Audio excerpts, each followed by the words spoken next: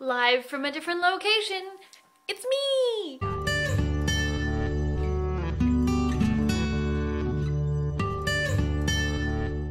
So after the fiasco that was the lighting situation filming outside, I have moved to a different location in an attempt to not have a blue tint over everything every time I move the book. That being said, today's review is of a book that was sent to me for free by Penguin Young Reader in exchange for my honest review, so here it will be. I am very, very excited to be reviewing this book because I have been hearing some hype about it for a while, and as a longtime fan of this particular author, it was nice to get back into her work. This will be a completely spoiler-free review because at the time that this video is released, the book will not yet have been published, and it is Saint Anything by Sarah Dessen. For those of you that don't know, I've been reading Sarah Dessen's books since I was in middle school, and I've read all of her work except for the one prior to this, The Moon and More. I'm not really sure how I missed that one, considering that I've read all the others. I began my Sarah Dessen journey with, perhaps fortunately or maybe unfortunately, because it's the bar for where I compare all of her work,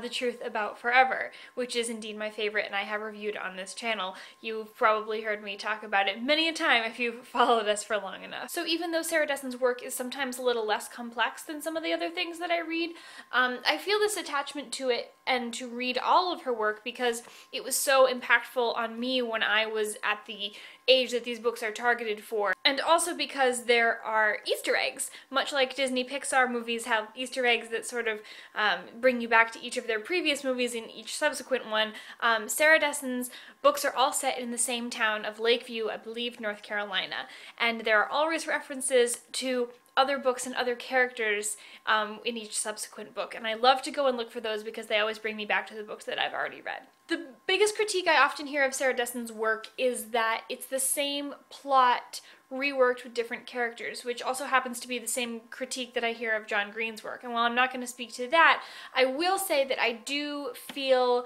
like that does hold true in many instances in Sarah Dessen's work. But that being said, this was actually a refreshing break from some of the Sarah Dessen books that I have read. This, for me, harkened very far back, almost exactly, to be quite honest, to The Truth About Forever. I could see who each character was from the previous book. I could see the plot going in a very, very similar direction.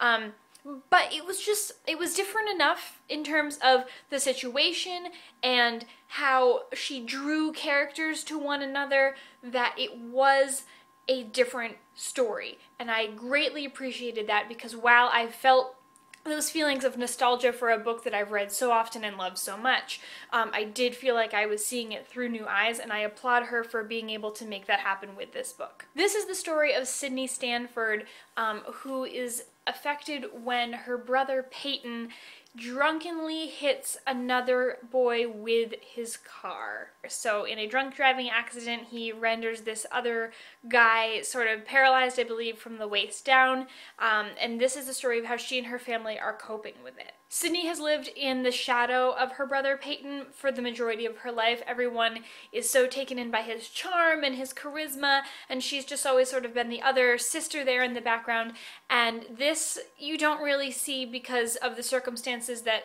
she puts herself into right at the top of the book where the main plot, instead of the rehashing of how we got to the main plot, happens, but it's most definitely seen through her mother. Her mother, Julie, was probably my second least favorite character in this whole book because she drove me insane. Julie definitely was blinded by her son's charm and blinded by how much everyone loved him and very much sort of pushed Sydney to the side, and I felt like she almost didn't care about her as a daughter, and that sort of trickled into Sydney and Peyton's father and how he reacted and when they were a united front of not caring. So Sydney is living this life of feeling very overshadowed by Peyton until she meets this family, the Chathams, and she goes to school with Layla and Mac, both of whom are very different than any of the friends that she's had before. This family she connects with because their older sister Rosie has also suffered this sort of fall from grace, much in the same way that Peyton has, and on top of that, Mac and Layla and Rosie's mother is not well.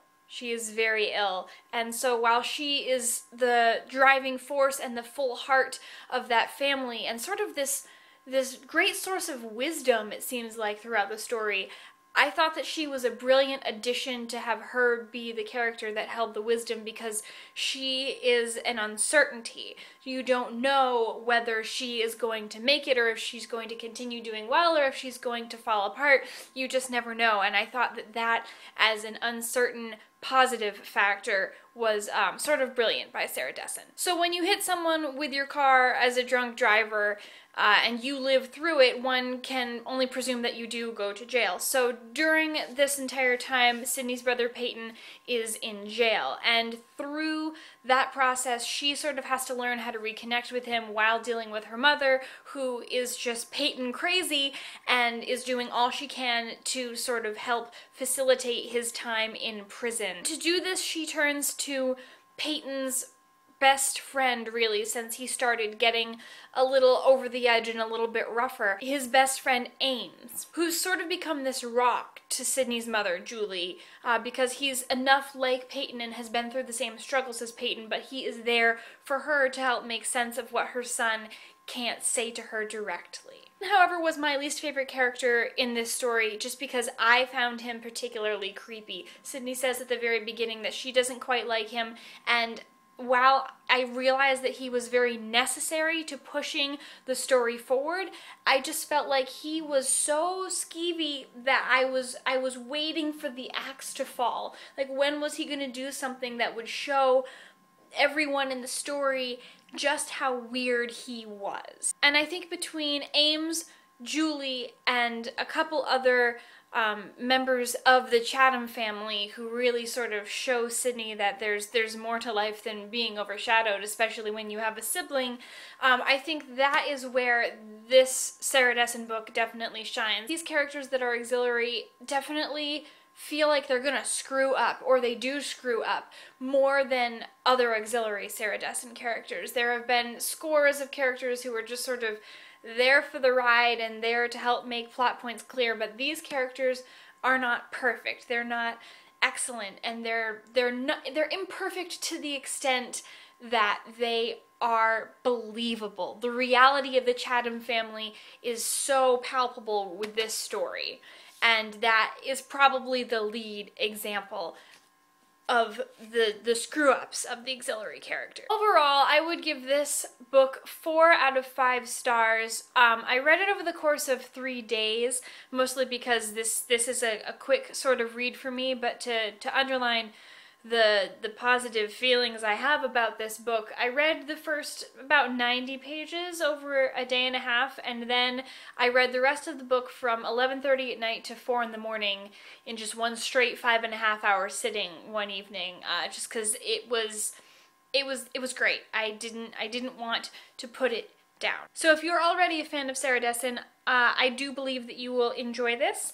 If you do come to read it and you don't, please let me know in the comments why not.